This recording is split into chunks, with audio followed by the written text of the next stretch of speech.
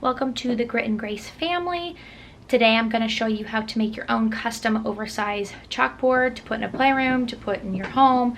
Just a fun place for the family to make their own drawings and to use as decor as well. Let's do it.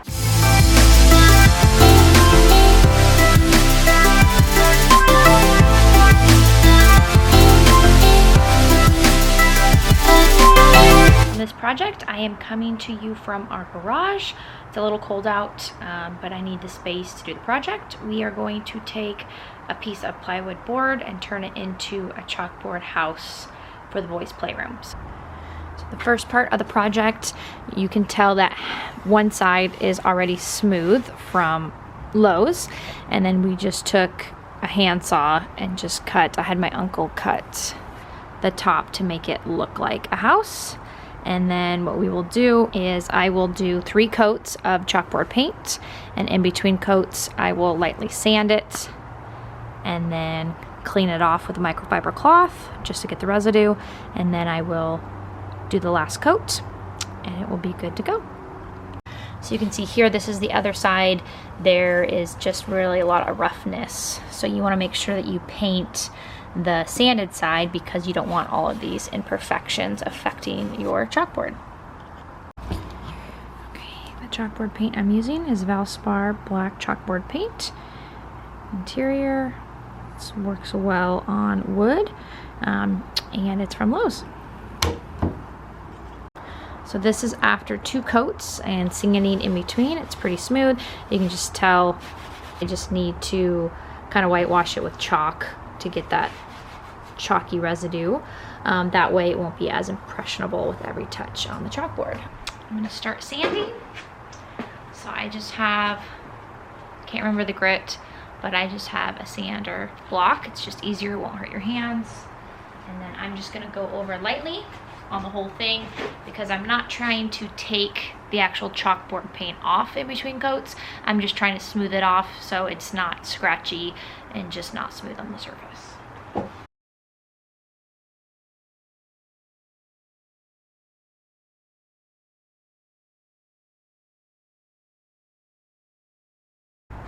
So just taking the sander in here, you can just tell I've done it over there, just lightly sanding it.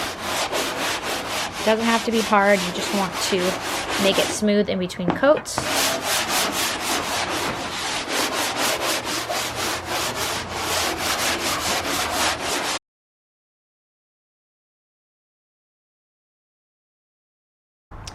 Okay, I have my microfiber cloth and I'm going to just wipe away the residue, wait for it to dry, and then I will continue painting my last coat.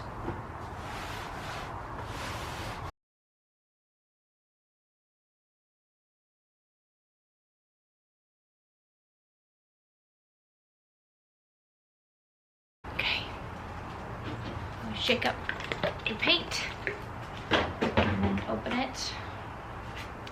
Did find my paint opener.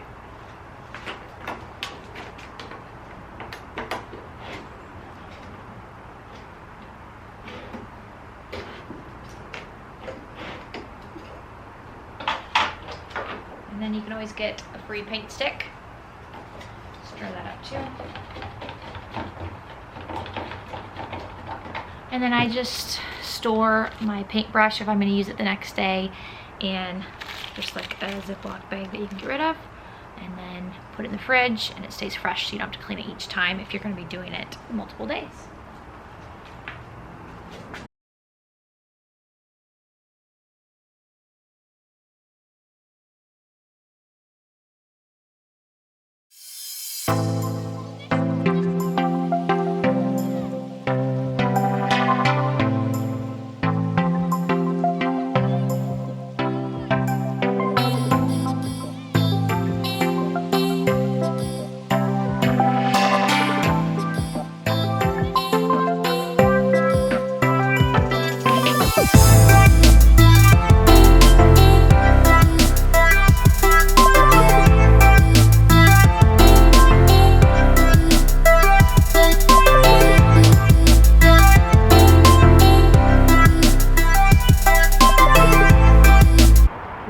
I'm using my new DeWalt miter saw to cut the trim around the chalkboard. So this is the first time I'm using it, so the first cut, so join with me. I'm doing it at a 45-degree angle.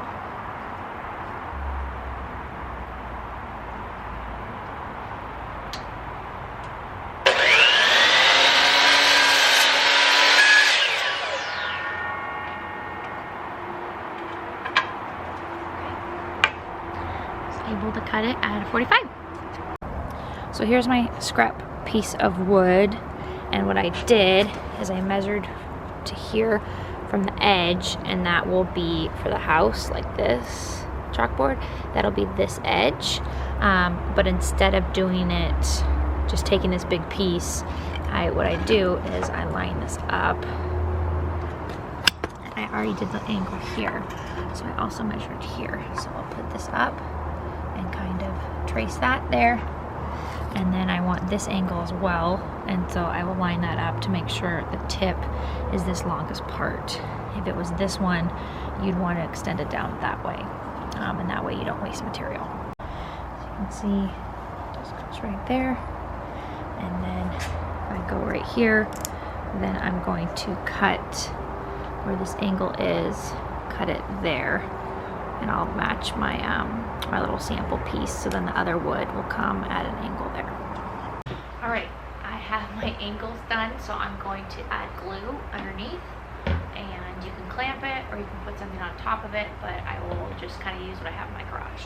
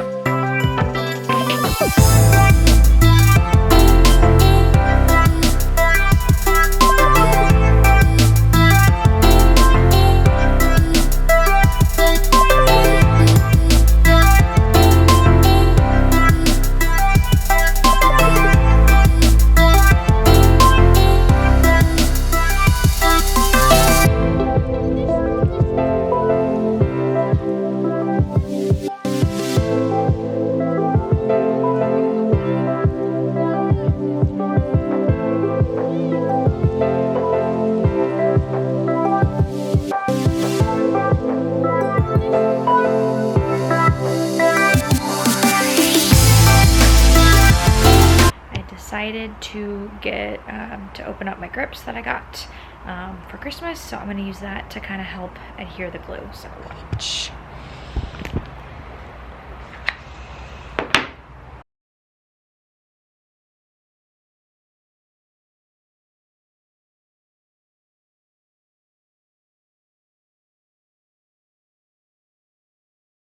All right, so I have my microfiber cloth. I like to use Norwex. Just cleans with water. So what I'm going to do is I'm going to take a piece of chalk. I'm going to hold on, I'm going to go get the chalk. Okay, so I just have some chalk that the boys would probably use, just some sidewalk chalk, and then I have my Enviro cloth.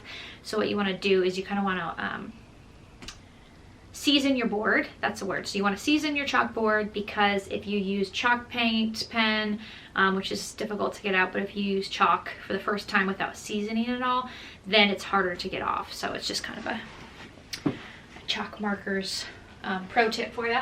So you just kind of do this to season it.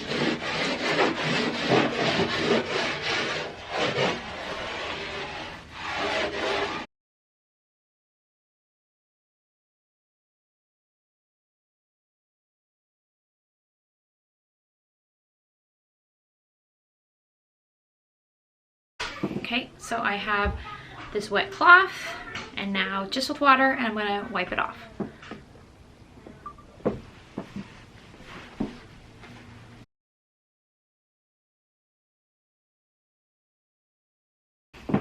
Hey everybody, I am coming from the boys' playroom, and here is the finished chalkboard.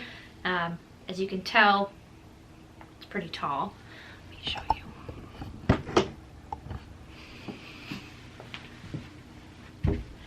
6 feet, so I can fit underneath it. And a little bit about it is I took a 4x8 piece of plywood. It's about $36. I'll show the amount down below. I got that from Lowe's. I had my uncle, he had a manual saw, so he was able to take the top part. I originally wanted to be as tall as 8 feet, but we have 8 feet ceilings, so it would have, the tip would have been stuck and it wouldn't have fit. So we decided to go with 6 feet. That way it's taller than the boys. I built this originally as an idea for them to play in the playroom, but also for their yearly school pictures where they could stand in front. I could write their name, things they like, and it would just be a really fun background. So it adds character to the playroom with just the basic white walls, and then I framed it out. So my uncle cut with that saw. He was able to cut 2 diagonals to make it more look like a house, which gives it more character. And then I took chalkboard paint, again, that I got from Lowe's, and I did 3 coats. So you wait 24 hours between coats, and then you lightly sand between each coat as well. And then you just, once you're finished, I put the frame on there. So I just cut, can't remember the dimensions of, but they just came in 8 feet sections. And then I used my new miter saw, and I was able to cut the different angles. So there were 45-degree angles for the top, and then the bottom, I can do my finger, corners here. These 2 were a little bit more tricky just because they weren't basic ones. So I think they were like 20 to 25-degree angles, and then might have been like a 35 if you're doing your math.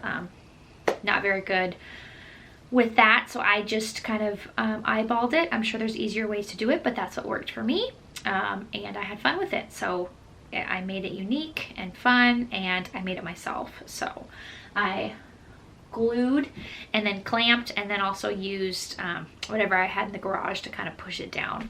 I'm not going to use a nail gun, maybe in the future if it looks like it's coming out, but I didn't want to have any holes on the outside of the natural wood because I liked the finish. So here it is.